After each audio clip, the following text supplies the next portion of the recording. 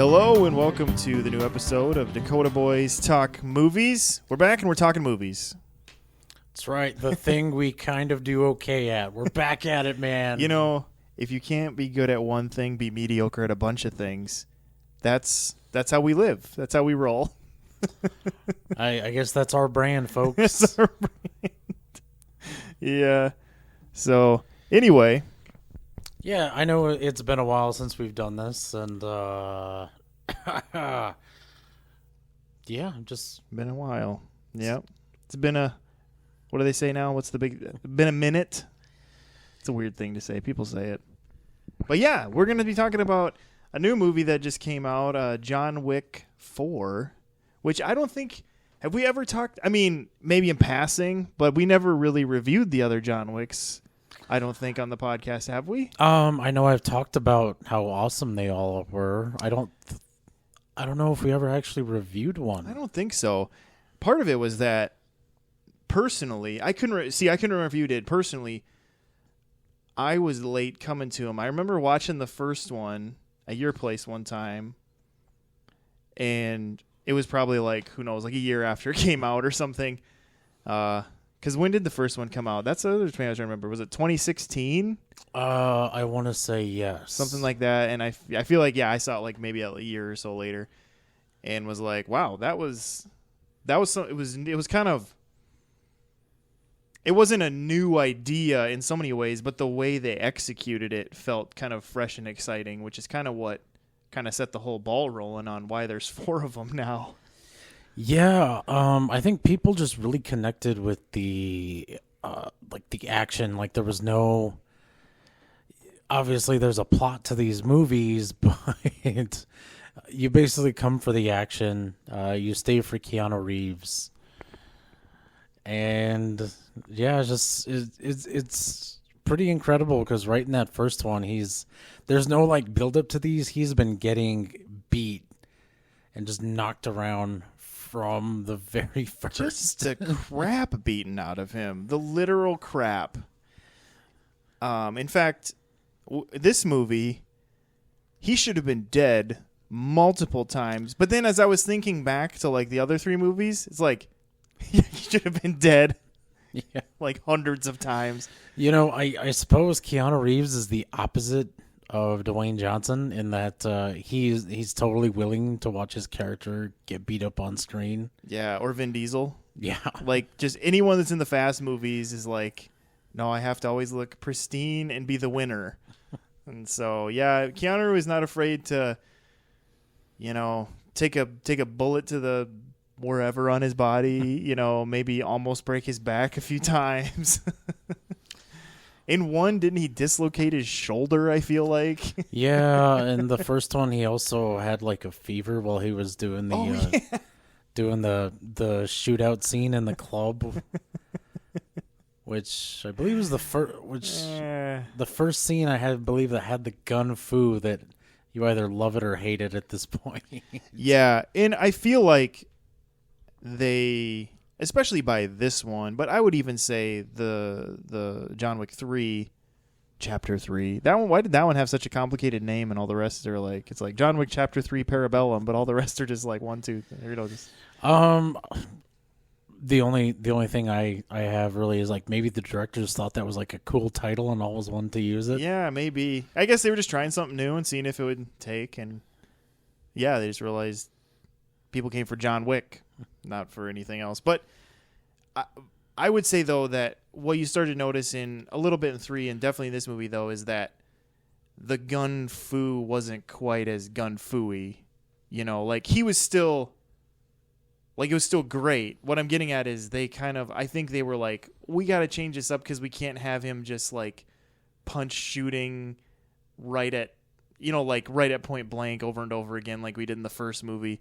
You know, they find ways to kind of evolve it and maybe even elevate it to like a new kind of level. In fact, in this one, that way they filmed overhead and just kind of panned through the rooms as he's going through the rooms, I thought that was a really clever way to kind of do like a unique one shot and just be able to give you like the scope of all these rooms he's going through and just like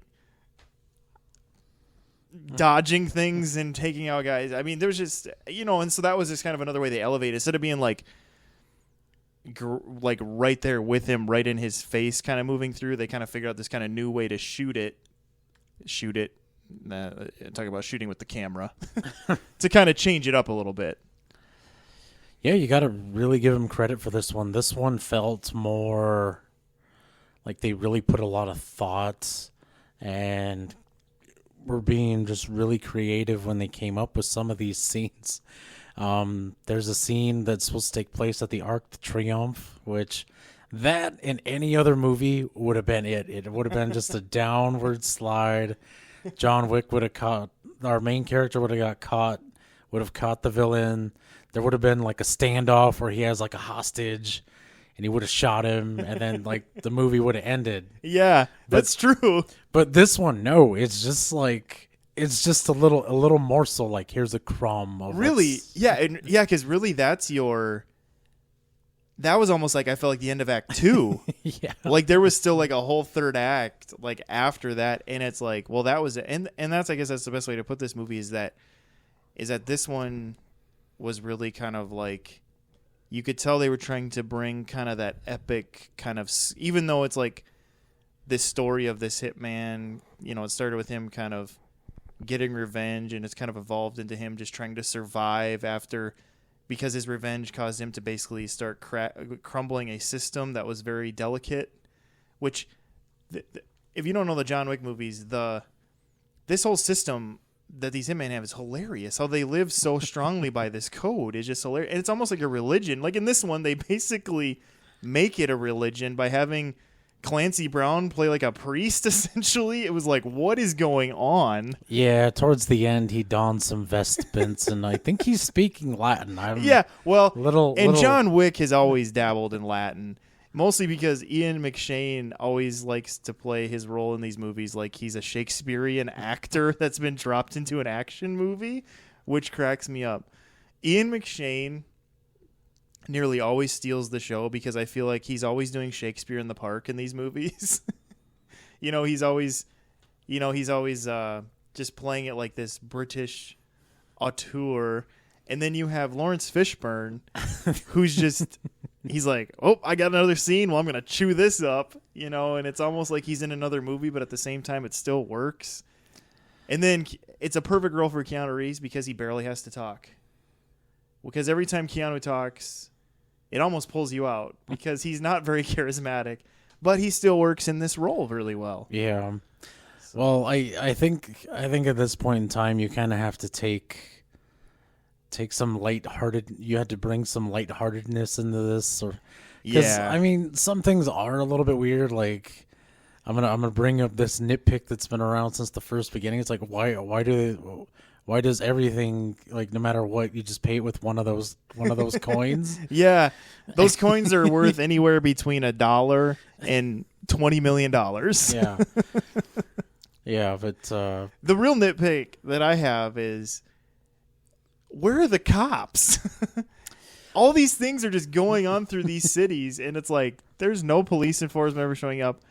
It doesn't even seem like the government seems to care or be aware, even though it feels like. But I think that's the thing you always kind of come back to, is that these movies are like a heightened. It's like a heightened world. It looks like our world, but it's like heightened, like almost to a comic book level, where things are like just a little askew. It's a little further than normal. Yeah. And so you always have to remember that, like, okay, yeah, this looks like New York and this looks like Paris, but this is a heightened New York and a heightened Paris, where somehow this whole underground network of hitmen have radio operators in the Eiffel Tower. And I mean, maybe the cops are like in every major city or just part of the take. They're yeah, and then that's what you do think about, is like, are they getting gold coins for staying out of this? But then what's hilarious too in this one is that dance scene. I leaned over to you and I'm just like, I don't know if this is an indictment of Germany, that all those people, even though there's guys just fighting and shooting all around them, they just keep dancing. But I don't know. Could be drugs. Who knows? I mean, They just seem mad their party was disrupted. That's what I'm getting. To like, if you're just being very casual about it, maybe they just assumed like, oh, just two people having it out. It's fine. It's life in the big city.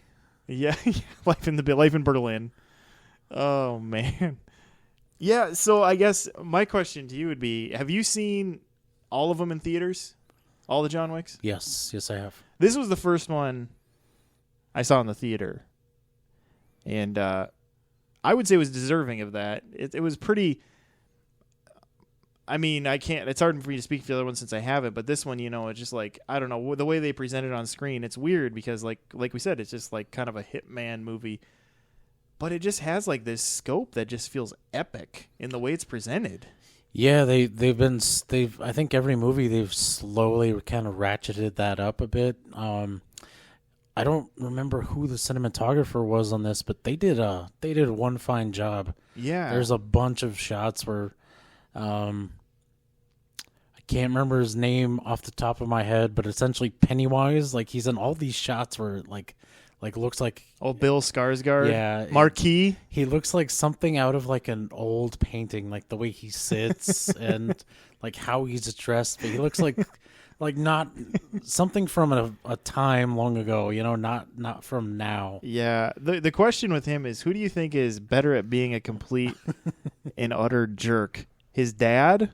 I'm talking about real life. Stellan Skarsgård or Bill Skarsgård, because they're both good at playing just like absolute like dirt bags. I want to tip my hat to Bill Skarsgård just because he was Pennywise, but maybe his dad never got the chance to be that insane, or that evil. I mean, Stellan Skarsgård did play Baron Harkonnen, which he wasn't as foreboding and scary as the Baron is in the books, but it was still kind of like, I don't know, it kind of had that Marlon Brando from Apocalypse Now kind of vibes going on. Yeah, I mean, yeah. I think with Stellan Skarsgård though, it's just at this point in time, I feel like he's more of kind of just like a character actor than anything else. Yeah, that's true. And in fact, he's even kind of embraced roles of comic relief almost in a sense, especially in the MCU. They kind of just, he started out as kind of like, oh, he's the one that kind of brings it back to the mythology stuff, and then by like the Dark World, it's like, yeah, he's just an idiot. He's his comic relief because of Avengers screwing up his brain, I guess. But yeah, and that was the other thing we talked. He talked about the director of photography, but the other thing that with this movie that I was impressed by was, it just goes without saying that pretty much any movie made now within the past 15 years, especially, that has a budget of over $3 or $5 million anyway, has CGI in it. Yeah. And there's a few shots that you maybe knew had to be, and there's other ones that you assumed it has to be, right? But you couldn't tell. I was really impressed too, because I feel like even movies like this where they're trying to play it off as like they do it with other action movies like this, like The Transporter, and taking a little bit like, oh, it's it's a real visceral, but you always feel like the edits or the CGI they use in those movies to like make it work. Whereas in John Wick, you don't really notice it. If they're and they like I said, they just have to be with the way some of these shots are or where they're at. And I just think it's really impressive. I think that's what really keeps you in and keeps you invested too, is that it all feels so viscerally real in how they shoot it and how they hide like maybe the tricks they're using too. Yeah, like you said, there's very few scenes where you can actually tell it's CGI, but for the most part, for a film as epic as this, with a lot of stunts that could have gone terribly wrong. Yeah, there's a lot of practical effects here. Well, and then even just those, there's a lot of like rolling down cement steps for forever and off of buildings, and I'm just like, it all looks so real. I'm just like, man, how are they doing this? Yeah, wow, yeah, just impressive in that way. But this has been a series that has been, I don't know, what would you say is the weakest? Can you point to like a John Wick you think is maybe the weakest one? Like, maybe in some ways, honestly, probably two. Two, just because like the whole premise kind of felt a little on the weak side. Yeah, you're probably right. Because I kind of hammered through 1, 2, and 3.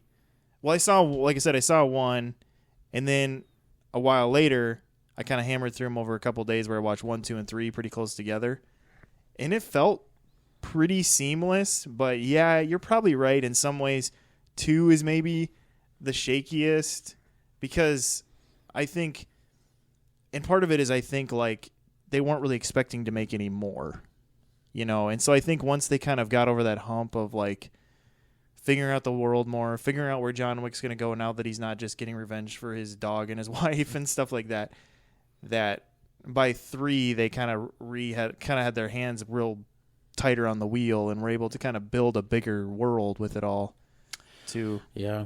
And on top of that, I think the second one got made like incredibly fast. So I think maybe they just sat down and hammered out a script best they could, and like, okay, we're gonna build on top of this. It must have, because it probably only came out like a couple of years later. Yeah, it came out like in comparison just incredibly fast. Yeah, which all of them feel like, I mean, obviously now maybe between 3 and 4 was their biggest break. Probably. Yeah. Because 3 came out before the pandemic, and then now it's 2023. So, yeah, that probably was like the biggest break. But at the same time, it feels like from when they say it's going to happen to when it happens, feels like it is pretty quick that they kind of, Who knows, though? Maybe the pandemic like allowed them to like really think through things like, hey, what would look really good on film? So they start storyboarding ideas. It could have, yeah. And maybe that's why this one it has moments that are like a lot fresh. Like you're not gonna really see the action in this and something else. If anyone does try to copy any of this stuff in this, I feel kind of bad for them because you're going to need a lot of know-how to even come close to what this film matches. Yeah, well, and it's because even like the directors and guys who are kind of working on the story, they're all stuntmen, right? Like that's where they started. And so, I mean, it's like all of them understand what they're capable of doing and also thinking about how they could do it even better, which just your average writer who would write something like this, like a Robert Mark Kamen or a Luc Besson, like the guys who, again, to go back to who wrote like the Transporter and Taken movies, they're not thinking in those ways. They're just writing, they're just writing a story that involves that guy. But these guys can actually think about how it could be executed. Yeah. Which, yeah, that probably is what helps to get a unique flavor. But yeah, so I think that being said, this is just another solid installment in the franchise. And if this is the last one, there are worse ways that movie franchises have gone out. Then we'll wait another 12 years and Keanu Reeves will be like, okay, I'll do another one. I'll do another one when he's like 63 or whatever he would be. Oh, God. He'd be, I think, mid-60s? Yeah. Closer to mid-60s? Yeah, probably. Which is crazy to think about. Because, I don't think I never thought about how old he's getting until Bill and Ted Face the Music, and he has his John Wick hair, but he shaved his beard off, and it just made him look so much older to not have the black kind of scruffle beard. And I'm like, oh man, he looks old. Yeah, when I saw him in the trailer for that, my first thought is, why does he look like Aunt Jackie from Roseanne? Yeah, he kind of had almost like a Severus Snape look going on in Bill and Ted Face the Music. But yeah, I mean, and that's another thing is I don't know and I don't care how much of the stunts Keanu Reeves is doing, but whatever they did, it sure feels like it's him. I mean, there's not these fast cuts to where, like, there's that which I think it was, again, I'm sorry to keep ragging on Taken, people, if you really like the Taken movies, but wasn't it Taken 3 where they joke it's just Liam Neeson's character going over a fence, and somebody showed that scene, and there's literally 8 cuts of just like boom, boom, boom, boom, boom, boom, boom of just Liam Neeson going over this fence. And it probably was because, okay, Liam Neeson is just a lanky older man now, and so it wasn't like he's not going to do some little yippity-doo, and so they have to just keep cutting to like all these rollings and stuff like this. Whereas in this, it's just like, man, props to Keanu or however they pulled it off to where it's just it's just seamless stunt work that is impressive. And then the bringing in of Donnie Yen and what's that other guy's name? Sonata. What's his first name? Oh man, Hiroyuki or so bad. Hiroyuki. Yeah, I think you're right, Hiroyuki. But just that was cool to bring those guys into this world too, and find unique ways to use them and use the skills that they have from just other movies they've done. So yeah, really just kind of made it a fun experience. I think one thing that this film really has going for it above all the others is, man, the acting was on point all throughout this movie. Yeah. I don't think you could kind of single anyone out for a terrible performance. I said that, and I just had to think about it. Okay, I'm going to get this off my chest. There's a scene with this German character, and he's very reminiscent of the most recent Penguin. Like, the way it's obviously a guy in a fat suit. He's not probably that big in real life. He looked weirdly puffy. Yeah. So, yeah.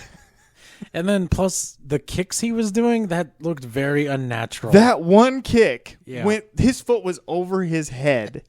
It just was like, and that's where, again, you're just in this heightened reality where it's just like, okay, I guess this guy's high kicking, even though he looks like he's 300 pounds or whatever he's supposed to be, like big. Yeah, because you think he's going to be kind of one of those sad, pathetic villains that just runs.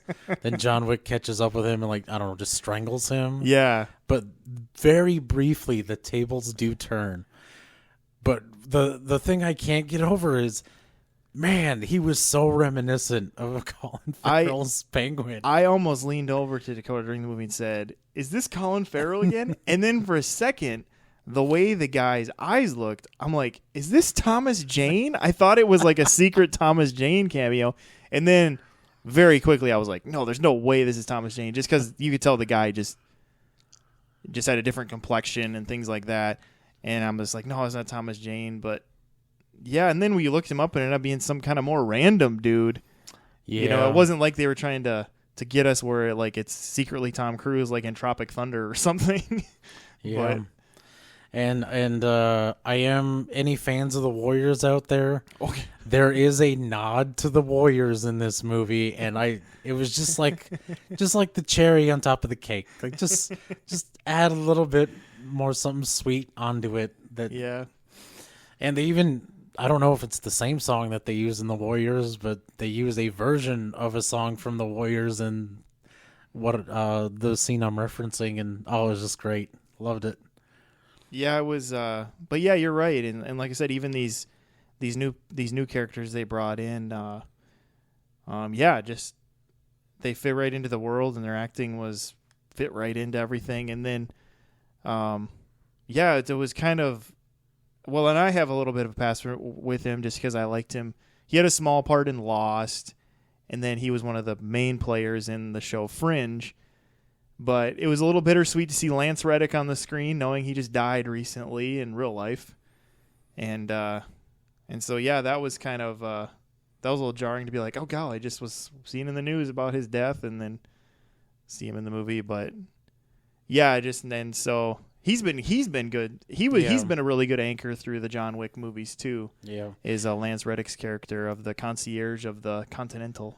Yeah, I think he was a pretty solid actor. He was so good. I'm going to pretend that god awful Resident Evil series he was in never happened. Well, never happened, Lance. It might have been one of those things where, I mean, he's not alive to say, but sometimes when people are asked about certain roles they took, they're like, well, I had just bought a house and I needed to pay for it. What was it? There was some British actor where when a stinker movie they had come out and they were asked, like, why would you be in this movie? And they essentially just answered with, I just bought a castle. Yeah, you're referencing the Dungeons and Dragons movie that came because I was just...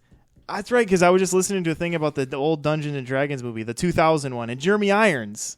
They're like, why were you in that movie? And he goes, I just bought a castle. So you had to pay for it. And so, yeah, you hear about those stories too. So who knows? Who knows? And sometimes you think something's going to be different than it is, and then all of a sudden you're filming it, and you're like, oh, no. You hear those stories too from actors where all of a sudden they're 10 days into filming, and they're like, what did I get myself into? Because you can be sold one thing and then all of a sudden realize you're in a totally different thing too. Yeah, Ryan Reynolds still will not live down that Green Lantern movie, mostly because he will not stop talking about it. If he would just stop talking about it. And honestly, that movie did have a lot of things going for it.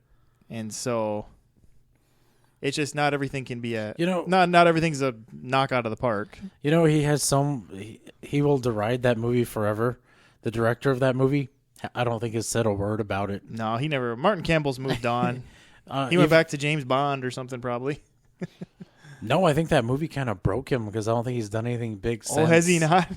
So that's two famous directors recently that Warner Brothers has broken. Wow. Peter Jackson being the other one because he hasn't done anything big since the Hobbit movies. He did a really good World War I documentary, but in that Beatles documentary. But yeah, other than that, he hasn't really gone back to the big screen for a film, has he? Nope. What's really going on at Warner Brothers, man? I don't know. We might have to talk about it, but not in this episode. So Dakota, out of 10 9mm Viper pistols, which is the sleek, sexy gun that John Wick uses in this movie, how many 9mm Viper pistols would you give it? Out of what? Sorry, completely. We're going crazy on this one. I said 10. Okay. You know what? I'm just gonna go 9. 9. Okay, nice. Yeah. It's tough. It's definitely higher than. It's got to. It's definitely in that 8 to 9 range. I mean, it's not flawless. Obviously, but man, it's You know what's funny? I'm just gonna throw this out there. We decided to go see this over the new Shazam, and I wonder how we would feel about that movie as opposed to this movie. I don't know. It'd be interesting. What time is it? I was kidding. Yeah. Poor Zachary Levi. That's a story for another day too. Yeah. But yeah, I mean, man, what a sell. It's and again. I mean, this is all with the caveat, of course, that this movie isn't going to be for everybody. No movie's for everybody. But man, if you haven't given the John Wick movies a chance and you're really into just like some great action sequences mixed in with an interesting world, I mean, they're definitely worth checking out. But this is one of those movies where I would imagine, yeah, if you like the other John Wicks, you probably have or are going to see this. And Dakota and I definitely give it our seal of approval for whatever that's worth, right, Dakota? Oh, absolutely, man. And so, yeah, definitely go check it out, especially if you've liked any of the other John Wicks. I like to think I wouldn't lead anyone astray on a movie they wouldn't like, which is why I don't recommend Tenet to anyone. Well, you're on a tangent with that movie lately. This is the third time today Dakota's brought up Tenet, however you say it. Okay, we saw the trailer for it. Well, kind of saw the trailer for it, and people were getting excited about it. I'm just like, did you all just forget the last movie he made? Oh, for Oppenheimer. Yeah. Yeah. Yeah. Because okay, just throw this out there. I watched it 3 times. Third time, I was just like, I'm not going to try to understand it because I don't care. I really don't care. Now, are you talking about Oppenheimer or Tenet? Tenet. I haven't seen Oppenheimer. Hasn't come out yet. That's Steven. That's true. Yes. And so, But yeah, well, thank you for listening to this review. And we're definitely going to be talking more movies. As you can see, Dakota has very passionate thoughts about Christopher Nolan as of late. We'll be back for Oppenheimer, hopefully. We'll be back for Oppenheimer. Yeah, just for the all-star cast alone. And so, yes, thank you for listening to this episode, though, and we hope you do subscribe to us in those places and keep up with us on Facebook. Facebook's the main place we really share anything, and most of what we share is stupid pictures, movie-related, of course. And so if you're into that kind of stuff, we encourage you to go like our Facebook page. It's just the Dakota Boys Talk Movies. It's got our little buffalo symbol there with the popcorn. So pretty easy to find if you're looking for it. So, but yeah, and then we're all those podcast places. So if you haven't subscribed there or done anything like that, I hope you do that too. And so with that, this is Steven. This is Dakota. And we'll catch you next time.